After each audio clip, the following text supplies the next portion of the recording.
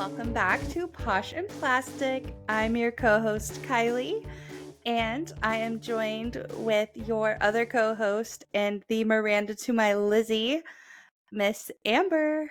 Hi, guys. And if you believe we've got a picture-perfect plan, we do. We're back with another episode for you guys today. If you're new here, welcome. We've been out for a few weeks now, but just to give you a little glimpse into what we do. We're just going back in time for the millennial days. So I cover a topic from the 90s and Amber covers a topic from the 2000s.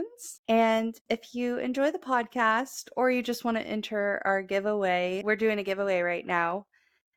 So please rate and review the podcast. And if you do so, you're going to get a bonus episode from us. We cover Miss Britney Spears in that episode.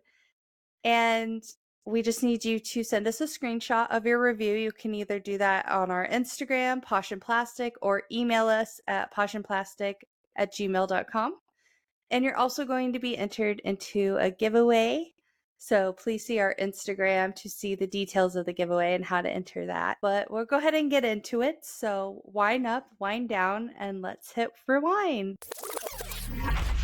All right, so today we are taking it way back before streaming took over the music industry. Back when listening and purchasing music was an event, back when you'd have to leave the house to shop at places like Sam Goody, Tower Records, and the Virgin Megastore. So my sources for today are Wikipedia, Mental Floss, the New York Times, and bestsellingalbums.org. Today, if you didn't realize already, it's all about music stores. You probably still have one in your town, but it's usually used CDs and records that are aged. But back in the 90s, you could go to the mall and sample CDs to see if you like them enough to purchase them. And you buy them there on the spot, the old school way at the cash register. So sampling was an experience in itself. Even if you did not have money to buy a CD, you could burn an hour away just listening to music on their sample machines. In department stores like Walmart or Target, this would be just a machine with a bunch of little square buttons that had images of CD covers, and you'd press a button to play a compilation of the music on the CD out loud. So with that, everyone in the store can hear it. But at the record stores, this was completely different. There was an entire section of the store dedicated to sampling. There would be individual player that would have an entire CD on it, so you could just sit there and listen to the whole album if you wanted to. Although usually there would be a line behind you if you sat there and actually listened to the whole CD. So they would usually have the latest and the greatest CDs released, and you would have one of each. So if the CD you wanted to sample was being listened to, you'd either have to wait for the person to be done or just come back at a different time. And, if they seen you twice, usually, back in those days, they'd be polite and try to wrap it up so you could have a turn. Also, this would be private because you'd have headphones on. So if there was an inappropriate song on the album, there's a chance your parents would still buy the CD for you unless they had that little explicit content parental advisory stamp on the cover. Also, just browsing the stores could take you hours if you allowed it to. You could browse hundreds, maybe thousands of albums, and they were usually in alphabetical order by artist, and you could just scroll through them like a Rolodex. Very old school there.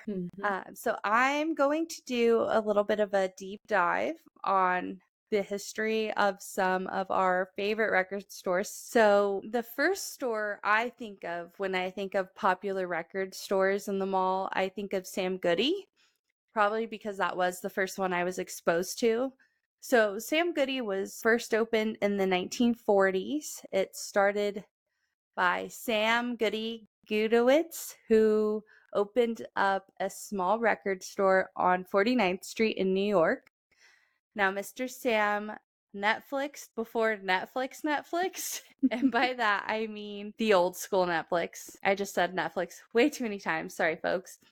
So Sam pioneered mail-in sales at discounted prices, which was hot with the college kids, and it really got his business booming as it was the first record store of its kind. In 1951, Sam Goody became a chain and stores opened up all over the United States and the United Kingdom, and in 1959, creditors were brought in to collect debts. So not everyone was paying their music tabs here for their mail-in records. So Sam Goody in the early days was known for its unique promotions.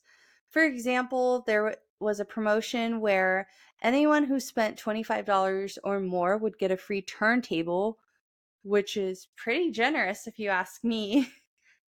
Sam Goody Mm-hmm. was known for its discounted media, as they were not limited to just music, but also sold movies and books. So before Spotify and even Napster, Sam Goody was also accused of and faced a suit for piracy. With the discounted price of music, many artists saw a loss in revenue for their music, and this included artists like Olivia Newton-John, Paul McCartney, and Billy Idol. Why? Well, here's where it gets fishy. The suit accused Gudowitz of copying counterfeit cassette tapes, including the Grease soundtrack. He ended up pleading no contest, which means he accepts the conviction but not the guilt, and he paid $10,000. And employees at Sam Goody were also known for being very knowledgeable on records, books, and movies, which it makes kind of sense since you should know your product, but they really stood out for their knowledge. And Sam Goody actually required you to know a lot in order to get a job there. So these folks were, it's not like Home Depot where you walk in and nobody knows where anything is. Like they know the ins and outs of their products. Next up is Tower Records. I feel like this is the record store most people think about when they go back in their head and think about music stores, at least where I grew up. Tower Records was founded in Sacramento, California. Shout out to my NorCal fam. It was founded by Russell Solomon, who named the store after his father's drugstore that was located in the Tower Theater. Russell actually started selling records in that pharmacy store. Tower Records opened in 1960, and by 1967, Russell also had opened Tower books, posters, and plants. He was really selling anything you could ever love. I think all he's missing at this point really is like food and candles for me at least, and then I'd be covered. He's basically a Home Goods before a Home Goods. Yes! Tower goods. In 1967, Tower Records expanded over to the Bay in San Francisco, and then in 1979, it made its way to Japan, and from there, it really expanded over the globe. The store was known for its yellow color with red writing and its slogan, "No music, no life." In those days, that saying really was so true, right? Like music was a huge part of our lives. Oh yeah. Tower Records also began publishing their own magazine titled Pulse in 1983. And the magazine got big by 1992 and sold for $2.95 per issue. The magazine was filled with reviews of records, interviews, and of course, advertising. It ran until 2002 with 222 issues in total. With the two big stores in the United States were located in the two big cities, in Hollywood on Sunset Boulevard and on Broadway in Greenwich Village, New York. These were like holy grails for music lovers traveling through. So the employees at Tower Records were not only knowledgeable like at Sam Goody, but they were also filled with opinions. I don't know if that's my jam, but in these cities that are focused on the arts, you're kind of asking for it. Yeah. Piracy in the early 2000s brought Tower Records to its end. We know nothing about that, right? LimeWire, what? Not me. However, Tower Records has actually made a comeback in the 2020s and they've now reopened online. Nice. So I thought that was interesting. Now we have to talk about the record store of record stores, the Virgin Megastore. I didn't actually know this was a thing until I was a teenager when we moved to Arizona. But I do remember my first time in that store. Just to give you an idea of when this was, the CD's on sample because I remember this night. We had JoJo's sophomore album, which was called How to Touch a Girl, and we had Rihanna's debut album, Music of the Sun. So shout out to your time, Amber. Oh, yeah. The Virgin Record megastores were just one branch of the Virgin Records empire, which was founded by Richard Branson, who on Wikipedia is described as business agnet and commercial astronaut. Don't ask me what that means, but that's what it said. I have so many questions that answered nothing about him. When I think of the Virgin Records music, the first comes to mind is the one and only Mariah Carey, Mm-hmm. right? Totally. But this company's massive. In the past, they've even had phone carrier services and airlines, so they're huge. They're bigger than Mariah Carey, which is kind of a weird thought. Scary to think How are you about. bigger than Mariah Carey?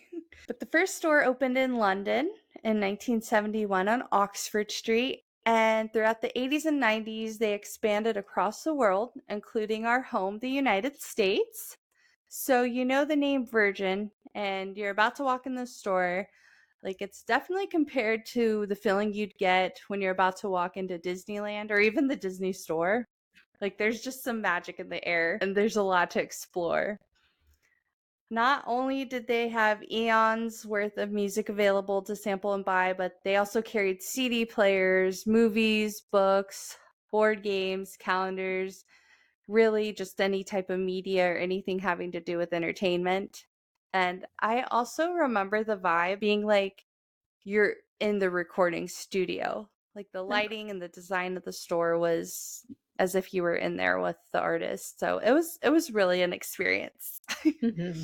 Music was really different back then. You either had to turn on the radio and wait to hear your song, or you invested money into being able to hear it whenever you wanted to. And that even took work because if you had a boombox, you had to be at home to listen, or you'd have to get a portable CD player with headphones. Then you could listen to your music on the go. And you'd have to also have the CDs you wanted, and you'd have to put that one in. You'd have to make sure the player stays flat and don't even dream of dropping or bumping it, or it is game over. Oh my God. Don't even get me started on the times that I ruined my CD player and like your CDs would start skipping and your friends would be like, "What's wrong with your CD?" I'd be like, "It's not the CD, it's the CD player." And you'd smack it a couple of times and it'd be fine again. Yep. Those are some times. Or holding the cord just right. You had to hold the cord out because Oh, the cord was the yep. frog. When your headphones shorted out. See, we're Man, clearly real millennials, guys. We have real facts. this was real pain. Music stores served as a place to discover new music, revisit old music, and just enjoy music in general. People would hang out in these stores. Like, that was the event. You go hang out at the music store. That was it. You could even meet people in a music store, which sounds great, honestly. It's so hard to meet people these days. So imagine just going into a store and finding your people based on what music they listen to, because the kind of music you listen to really does go to say something about who you are, be it like the things you care about or what interests you, or you could even be introduced to new music or concepts by meeting these new people in these stores. So, Amber, we grew up in the time where we kind of were like in the middle of the transition from cassette tapes to CDs. So I have a question for you. Do you remember what the first CD you owned was? Oh God, what was my first CD? It had to have been it was either Britney Spears or Christina Aguilera, and I think it was Baby One More Time. I Same. That think was my so. first CD too. Yeah, I remember begging both. I'm a child of divorce, but I remember begging both my mom and my dad for it, and I managed to get both sides. So my mom got me the cassette tape, and then my dad got me the CD. But I remember I think it was my birthday, and my dad gave me two boxes. And you know how like CDs have that shape and the DVDs had the shape, you Mm-hmm. know when you were getting a CD. Okay, well, he decided to put it in a box of Christmas lights, I think it was, and wrap it.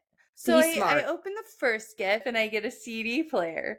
And I'm like, okay, but I clearly didn't get my CD. So I'm like, whatever. And then I open the other box and find out it's the Britney CD. I would die. No, see, that's the best. And this is so funny that you say that because, yeah, back in the day, that was the thing, right? We didn't get creative with wrapping DVDs or DVDs. Back in the day, it was VHSs, but CDs because they were just, it was so perfectly square. Why even bother? So as soon as you got Exactly. it was so square, you were like, ah, because you knew it was something. You just didn't know what it was. Yeah, and you're gonna know how much it's gonna weigh in your hands and what it's gonna feel like, and don't squeeze it too hard. Oh my God. It's just so funny, right? Because that was the thing one of the things we were so excited about getting was CDs. Like we didn't care about anything else. It was just like build up the arsenal for us so we can have that little flip through. Did you ever have the flip through with your CDs? Oh yeah. Yeah. I've still got it in my storage shed. I gotta go find mine too, because I told you, I was like, I have my Baby One More Time CD in there, but I lost my little my thing. It's there, it's somewhere. Yeah, your book.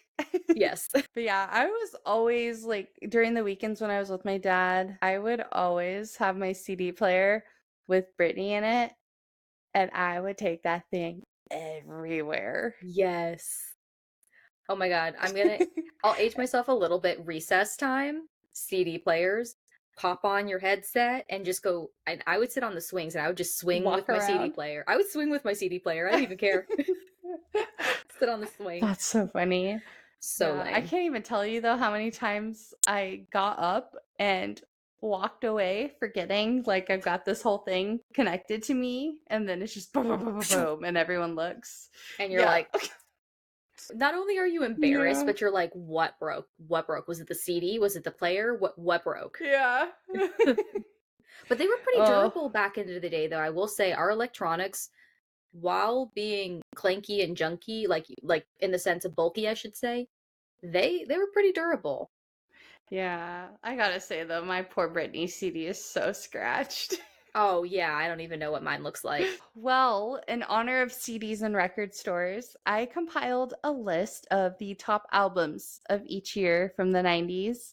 I couldn't find an actual list with the number album for each year, so I just put this together. So I did the research and made the list myself. So in 1990, the number one album was The Immaculate Collection by Madonna. But that's a best of album, so in my opinion, it doesn't really count. So the next one was Step by Step by New Kids on the Block. 1991 was the Yes. self-titled album by Metallica. Interesting. Okay. Not my cup of tea, but okay. Doesn't explain Uh anything about us 1991s. That's no, not it's not 1990 fun. 1990 fun.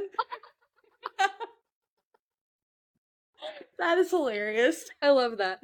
Okay. 1992 was the Bodyguard soundtrack, which are we surprised? It's Whitney Houston. Yeah. And this was also the top selling album of the entire decade of the 90s. Oh. So we started off strong. 1993 was Music Box by Mariah Carey, another no brainer. Hmm. 1994, we got Cracked Rear View by Hootie and the Blowfish. I only know one song of theirs, but I know in Friends they went to a concert of theirs, so this Yeah. checks out because 1994 was when Friends started. The only reason Got I know who they are is because my mom liked them. So I know like a couple of songs, but I think it's because of Friends and like the popularity around all that. yeah, I just know I only want to be with you. I don't even know if that's the name of it. I don't even know, right? It could be just named something like you remember in the 90s when things were named something really obscure. It was like Cascade, and then it was like in parentheses, I only want to be with you. Yeah, yeah, yeah. So it could have been that. Yeah, I don't know. In 1995, we have Jagged Little Pill by Alanis Morissette. huge one. 1996 was the top selling album was Falling Into You by Celine Dion. And then we have 1997 Come On Over by the iconic Queen Shania Twain. I Yes. love that album. So good. And this was yeah, so many good songs on that one. And this was the third best selling album of the entire decade. Oh, Yeah, so that one did really well too. 1998, we have Believe by Cher. What a song. yes. And the number one album in 1999, which was also the number two album of all of the 90s. Do you have any guesses? 99. What came out in 99? Was it Oops, I Did It Again? Was that 2000 or No, 99? that came in 2000. Dang, I did the research too. I should know that. But you're on the right track. It was Millennium by Backstreet Boys, which is iconic. Oh, duh. Okay, yes, of course. I love that album too. It's so good. But yeah, that is all I have today on music stores. So we're gonna time travel over to the 2000s. What do you have for us? Okay, so so today I'm going to be talking about Toddlers and Tiaras. Major throwback. So my sources are Wikipedia, U.S. Magazine, San Francisco Gate, Daily Mail, ABC News, and Business Insider. And also, I'm going to preface with a trigger warning because there is a small topic of suicide in this portion of the episode, and I will give another warning before speaking on it again. But I just wanted to let everyone know that if you just want to skip the entire thing, you don't even want to think about it. FYI, it is coming, but I will give another disclaimer if you want to pause it there or cut from that area. So I just want to be respectful of everybody, and you know, it's a hard topic sometimes. So let's get into it. So we'll start with the show basics. Toddler and Tiaras was a reality television series that originally aired on TLC, which was the Learning Channel, which I always thought it was so funny that that was the name of that network, the Learning Channel, because I guess we did learn a lot, but I guess we were learning how It not to was behave as a society. it I don't know.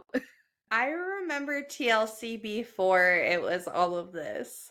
And it actually was learning stuff. They really kicked the learning from this. TLC, tender loving care is what they need. Um, but yeah, so Toddlers and Tiaras premiered on TLC. It premiered on January 27th, 2009, and it ran until October 16th, 2013.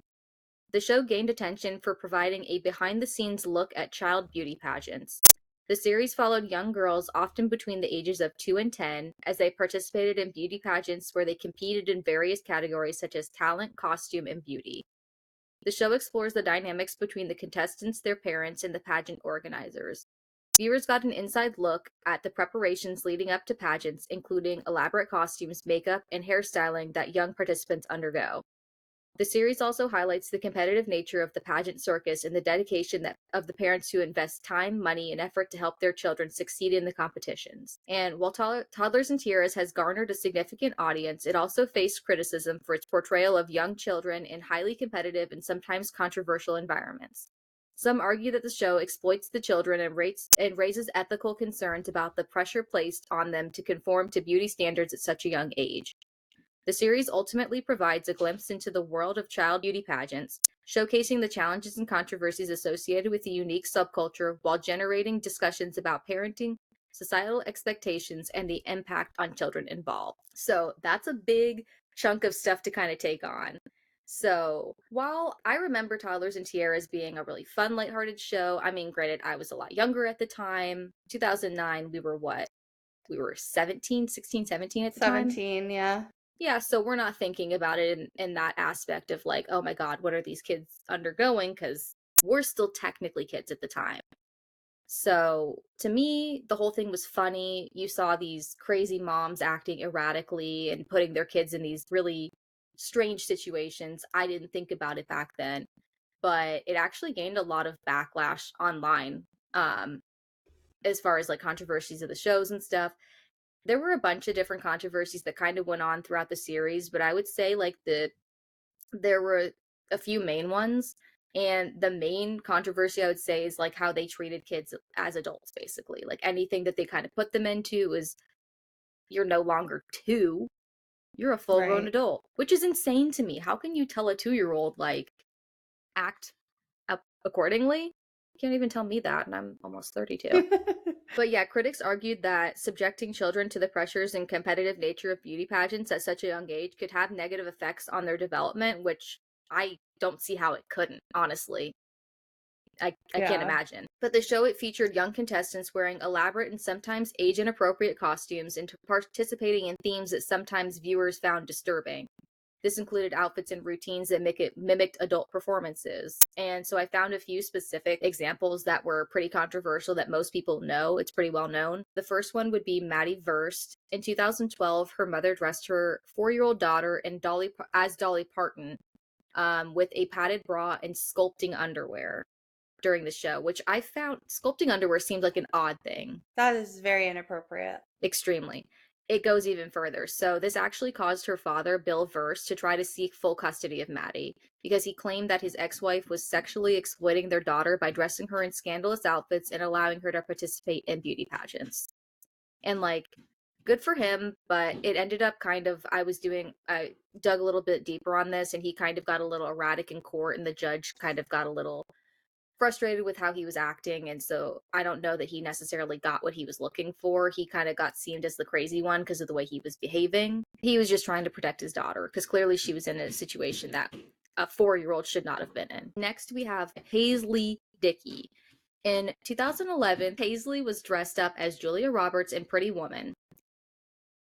A specific portion of What? Oh, but also not only just as Julia Roberts in Pretty Woman, but as her when she was dressed as a prostitute, The specifically. dress. So Paisley wore a fitted skin-bearing white blouse, tight light blue miniskirt, thigh-high shiny black Yep. boots, and a blonde wig.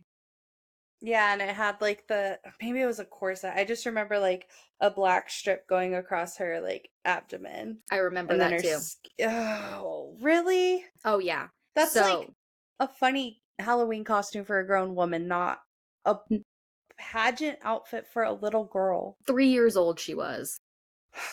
Yeah. So this obviously sparked major backlash as we're horrified by it. I can't imagine what parents were thinking at this time. Yeah. But her I wasn't mother, even allowed to watch that. Sorry to interrupt, but like no, yeah, I watched that movie for the first time maybe 2 years ago because I was not allowed to watch that as a kid. I still haven't seen it. It's a good movie to watch as an adult. I think you'll really like it. Okay. But I can understand why I was not allowed to watch it as a child.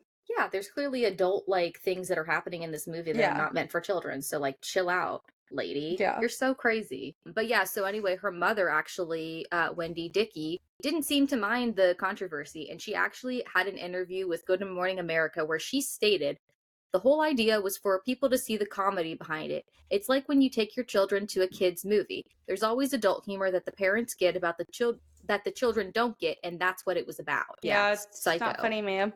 That was never funny. Yeah, so that's wild. And then to round out dressing daughters in obviously ridiculous outfits, I'm sure there were more, but these are the main controversial ones, was a girl named Destiny. And during her time on the show, her mother, Lisa Christian, dressed her as Sandy from Grease, equipped with a candy cigarette and all.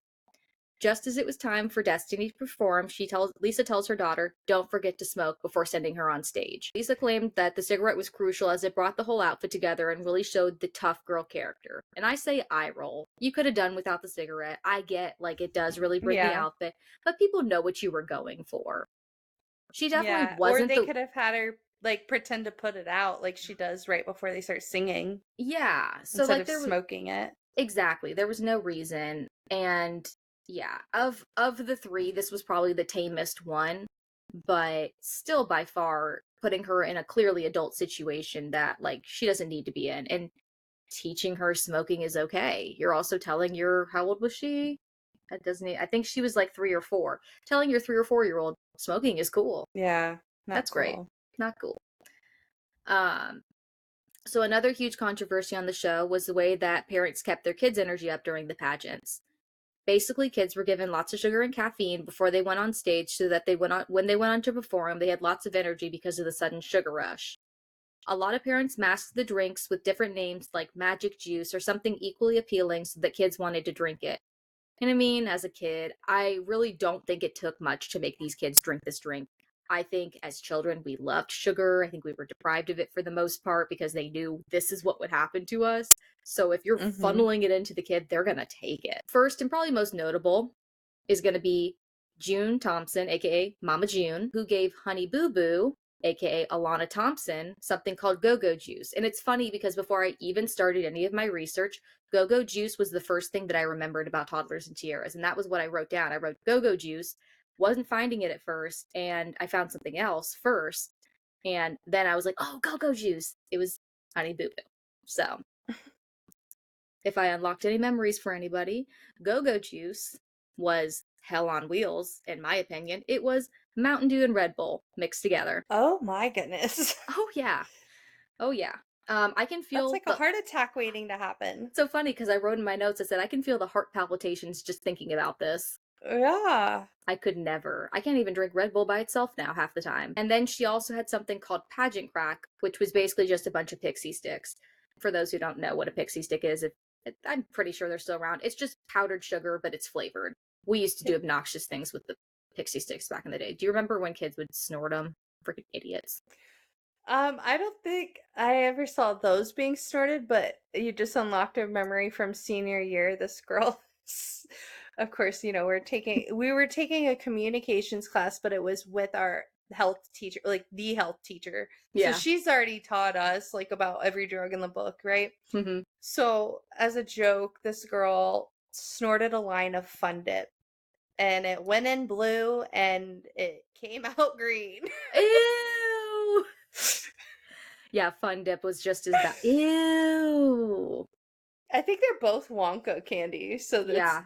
basically the same thing. It probably was just pixie stick just put in there and then they just give you a little fun stick dip. That's what I always thought it was. Yeah, so it probably is. But honestly, I will so yeah, but pixie sticks, I remember them from back in the day. I didn't even eat them that often because it's just pure sugar. I didn't want to eat pure sugar. I wanted candy. Yeah. It wasn't as fun Yep. for me. But yeah, so her patch, so pageant crack was another thing that Honey Boo Boo was taking before she would go on stage, and it was honestly less uncommon. If you pan back to watching any of these episodes, I remember pretty vividly there were like cups around everywhere, and it would just have it would look like straws, but if you would look in, it was actually pixie sticks just in cups with a bunch of different flavors, so people could just like grab them and give them to the kids because it was so common. That I is could insane. 2-year-olds. You're giving them pure sugar. I can't even imagine what that does to it. I don't even want to get into the dental of it, let alone just the body Oh, damage. That's what I'm no. saying. Mountain I didn't Dew, even think about the teeth. I was thinking about like your bloodstream. that too. So yeah, so that was Honey Boo Boo, and that was what she was doing for her kind of caffeine take for when she would go on stage. Next was most notable, another notable one was Tori Hensley, and she made something called Tinker Tea, which was a mix of Mountain Dew, sweet tea, and pixie sticks. So she combined it all. And she was from Texas. That's where we get the sweet tea. She was filmed Oh giving her two my year old god. Oh yeah. Oh yeah. Welcome to Texas, baby. Yeah, she was filmed giving this to her 2-year-old daughter, which, okay, we get it. That's what's happening on the show. Controversial. It gets a little bit better. These moms are unhinged. She, at one point, even tried to market this drink to the masses. She wanted to sell this drink to people. Wow. You Yeah. can't do that though because Mountain Dew's patented. Yeah, exactly. But she also wanted to she wanted to sell it to the masses, but she wanted to specifically sell it as like a pageant drink for like for going on stage, Yeah. which again, I don't know. Where's the correlation? Lady's insane. Um Honestly, it's giving me when Corey on That's So Raven was selling the soda in the milk cartons. Do you remember yes. that? Yes. That's what it's reminding me of. Oh my god, you're so right. That's so funny. She's crazy. I don't know. It's so funny, right? Because I feel like once you get into like this world of reality TV, and like you're in pageants, you think you're so much more important than you are. And so she was like, these people want Mm-hmm. my concoction. Like they want to drink what I'm giving her. Now that we've gotten through the basics and the messy, I just wanted to go through some of the some of the girls from the show. Like, there were so many of them, but there were some that were, really influential, and just a few of them that are still kind of doing things after and since the show. So, stars of the show, where are they now? So, we'll start again because I just talked about her, which was Alana Thompson, aka Honey Boo Boo. She's probably the most well known, I would say, from Toddlers and Tiaras. She appeared on Toddlers and Tiaras in 2011. And then from there, she got her spinoff, Here Comes Honey Boo Boo, which ran from August of 2012 to August of 2014. She also competed in Dancing with the Stars Junior, and she was eliminated after her fourth week on the show. And just as an update, as of 2019, Alana has now since moved in with her sister, Pumpkin, aka Lauren. They always had such funny names for them, Pumpkin and Honey Boo Boo, and that was cracked me up.